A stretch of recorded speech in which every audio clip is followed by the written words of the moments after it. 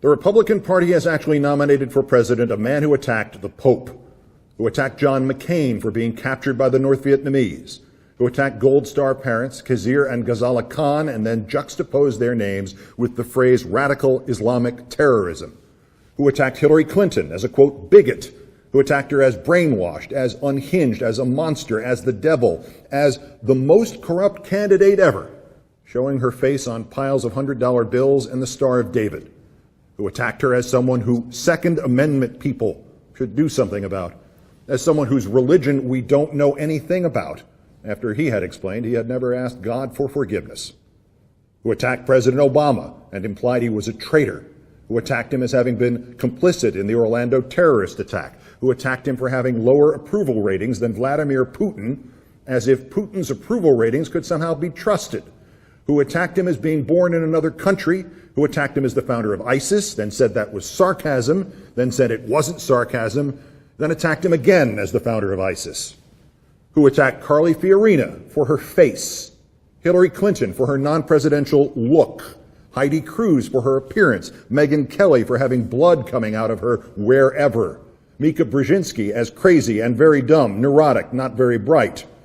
who attacked the women who accused Roger Ailes of harassment, who attacked the women who choose abortion, and who said there should be punishments, who attacked a New York Times reporter because he had a condition that made his arms look atypical, who attacked Judge Gonzalo Curiel because he was of Mexican descent,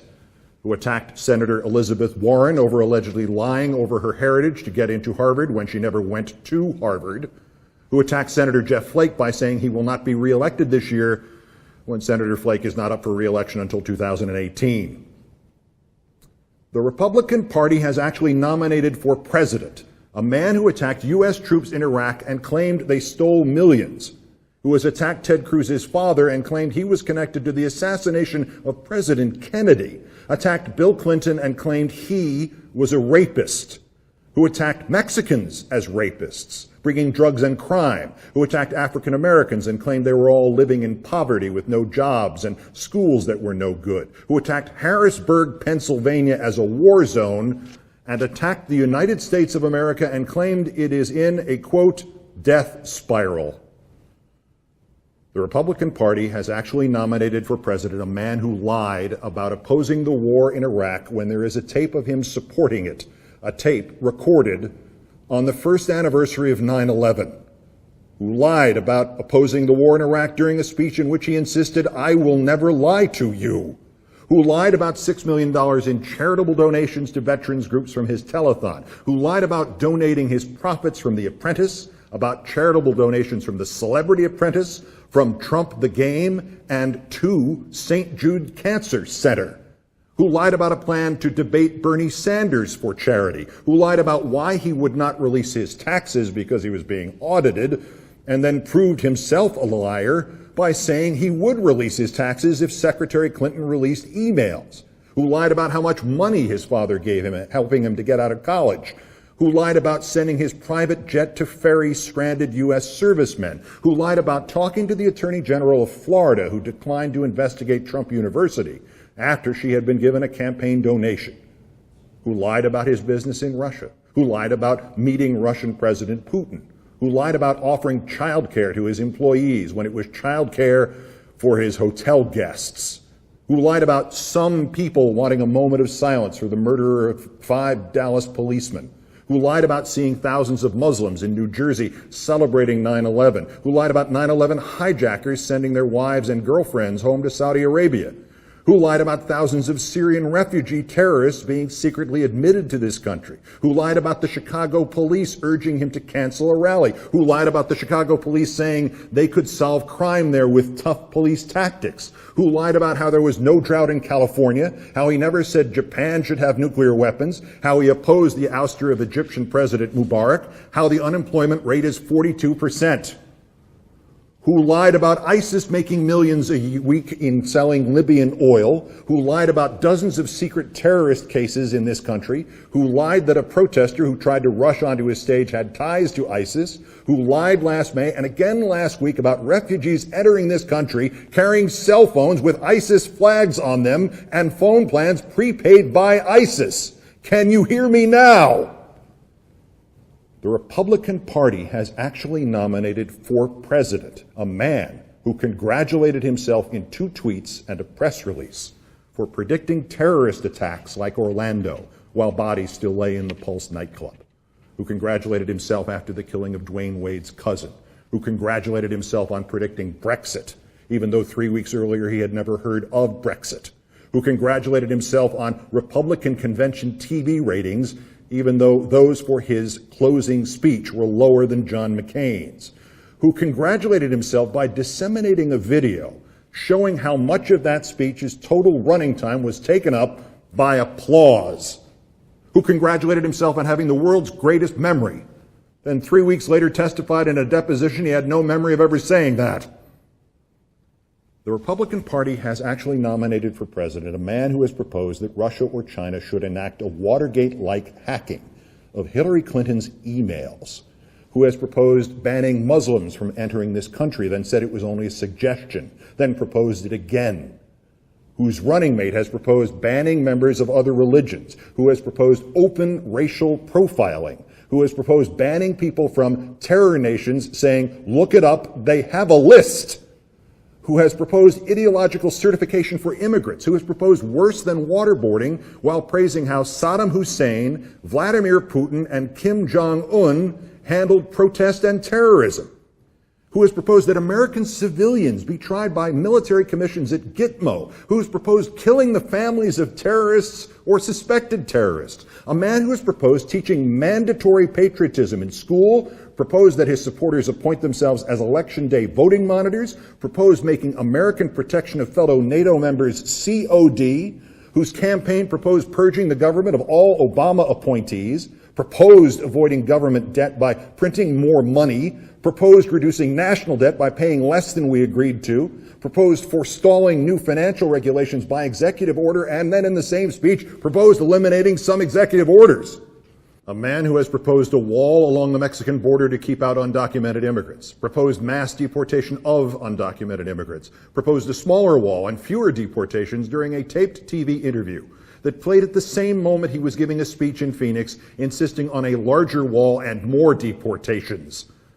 A man who has proposed immediately expelling at least 2 to 3 million undocumented immigrants, even though this would be like trying to evacuate the city of Chicago in one day. Proposed immediately expelling any others not convicted but merely accused of a crime. A man who has proposed to enact all this by executive action, bypassing Congress, even though he employed undocumented immigrants himself in the building of Trump Tower, even though those immigrants say he not only knew of them, but hired them personally, even though his own modeling agency and television shows enabled and employed undocumented immigrants, even though his own wife may have worked here without proper documentation, even though his own grandfather was reportedly not merely a fraudulent immigrant to this country, but was also denied re-entry to Germany because he was a draft dodger. The Republican Party has actually nominated for president a man who claimed he understood the sacrifices of losing a child in war because he had spent money to hire employees, who has claimed he understood prejudice against African Americans because the system is also rigged against him, claimed the election will be rigged against him, claimed the opinion polls are rigged against him, then praised one of the exact same polls when it favored him, claimed he would be leading those rigged polls by 20 points, but for rigged media, claimed Democrats are voting 10 times each, claimed that his crowd in Colorado Springs would have been larger, but the fire marshal was a Democrat, claimed that his speech in Washington would have drawn as many as Martin Luther King's I Have a Dream speech, but that nobody would let them in. A man who has claimed he was his own best foreign policy advisor, claimed that Putin will not go into Ukraine when he had already invaded Ukraine in 2014, claimed the U.S. is paying rent for a military base in Saudi Arabia when the last one there closed in 2003, claimed that to avoid hacking the military should stop communicating on wires and return to messengers. A man who has claimed that any candidate using a teleprompter should be ineligible and then himself began using a teleprompter. Claimed that he does not use notes for speeches during a speech he gave primarily from notes. claimed he will fix the problems of African Americans, and then days later suggested that an African American athlete protesting police shootings should leave this country. The Republican Party has actually nominated for president a man who was revealed to have asked his foreign policy advisors 3 times in 1 hour why this country can't use nuclear weapons if we have nuclear weapons, after having asked a television interview the same question, who was revealed to have not known what the nuclear triad was. A man who is revealed to have been the political beneficiary of fake internet accounts underwritten by the Kremlin, revealed to have improperly sought campaign contributions from foreign nationals, including officials of foreign governments. A man who was revealed to have erased all his emails, including those sought in a lawsuit, for 5 years. Revealed to have plagiarized 20 pages in his Trump Institute handbook, revealed to have employed the purported author of his wife's convention speech, which plagiarized part of a speech written for Michelle Obama by Hillary Clinton's former speechwriter, revealed to have said on his 2008 radio show that Hillary Clinton would make a good president. A man who was revealed to have admitted using the pseudonyms John Barron and John Miller while pretending to be his own press spokesman and boasting of his sexual conquests in the 1990s, and revealed to have used the pseudonym John Barron while his company threatened his undocumented workers. Revealed to have telephoned one television network to alert it to something positive being said about him on another television network. A man revealed to have millions in outstanding loans to the Bank of China, revealed to have tried to make investment deals with Muammar Gaddafi, revealed to have once kept a book of Hitler's speeches in a cabinet near his bed. The Republican Party has actually nominated for president a man who has allied himself with his campaign advisor and delegate, who said Hillary Clinton should be shot by firing squad for treason, who has allied himself with another campaign advisor who mused about waterboarding Hillary Clinton, who has allied himself with an African-American pastor who disseminated an image of Hillary Clinton in blackface, who has allied himself with his own son who follows a series of white supremacist Twitter accounts, a man who has allied himself with at least 7 campaign staffers who have disseminated racist and/or violent messages on social media, who has allied himself with a state campaign co-chairman who tweeted, "Lynch Loretta Lynch," who has allied himself with an Illinois Trump delegate who is a white supremacist, a California Trump delegate who is a white nationalist leader, a former personal butler who wrote on Facebook that President Obama should be, quote, hung for treason. A man who has allied himself with 3 different campaign chiefs, the first who manhandled a woman reporter and then lied about it, the second who was listed to receive $12 million from a pro-Russia political party in Ukraine, the third who has been accused under oath of anti-Semitic comments and domestic violence. A man who has allied himself with a foreign policy advisor accused under oath of anti-Semitic comments, with a New York State co-chair who suggested Khizr Khan supports ISIS and is a member of the Muslim Brotherhood, with a close advisor who says a Clinton aide could be a Saudi spy or terrorist agent. A man who has allied himself with a former campaign state chairman accused of drawing a gun on another campaign staffer, with a conspiracy theorist radio host who claims the Newtown school shootings were a hoax, with a political operative so corrupt he was once fired by Republicans for falsifying evidence against Hillary Clinton. The Republican Party has actually nominated for president a man who has offered to pay the legal fees of any supporter who becomes physically violent against a heckler, who encouraged crowd members to harass and threaten a reporter who he called out by name and who then needed Secret Service protection, who accepted a military medal from an audience member and said, "I always wanted to get the Purple Heart. This was much easier," who conducted a news conference to introduce his running mate only to spend the first 25 minutes talking only about himself,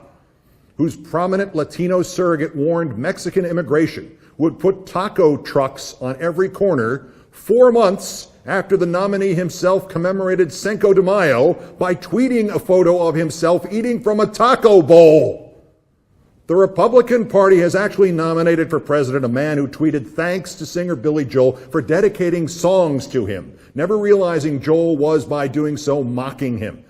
who gave a trade speech in Monessen, Pennsylvania, standing in front of a wall made out of bales of compressed garbage, who bragged during a presidential debate about the size of his genitalia, who gave a TV interview while seated in front of a photograph of himself wearing the same suit, shirt, and tie, who appeared in a joint news conference with the president of Mexico with 2 bobby pins visible holding his hairdo in place. The Republican Party has actually nominated for president an irresponsible, unrealistic, naive, petulant, childish, vindictive, prejudiced, bigoted, racist, Islamophobic, anti-Semitic, misogynistic, fascistic, authoritarian, insensitive, erratic, disturbed, irrational, inhuman individual named Donald John Trump. This is madness. Any questions?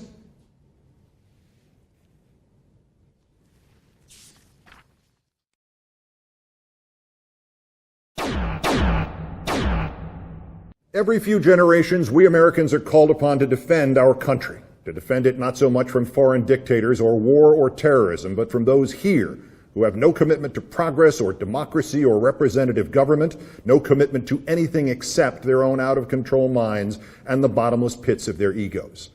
Our society has thrown up these people before: Joseph McCarthy, George Wallace, Father Coughlin, Jefferson Davis, Aaron Burr, the Know-Nothings, the Blacklisters, the America Firsters. And we have always thrown them out. And now our generation has its own, the most dangerous individual ever nominated by a major party for the highest office in this country. His base wants few details and fewer facts. They just want to burn it down and blame their failures on the collective other. And Donald John Trump is their demonic messiah in Oompa Loompas clothing. We must stop him. It is not pleasant. It is not fair that we have to do this, but it is our turn.